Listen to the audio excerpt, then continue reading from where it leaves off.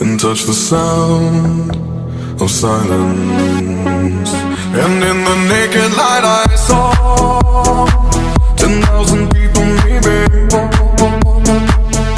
People talking without speaking, people hearing without listening, people writing songs that voices never share, and no one dared disturb the sound of silence.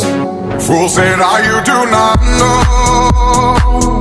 Silence like a cancer grows. Hear my words and I might teach you. Lay my arms and I might reach you. But my words, like silent raindrops, fell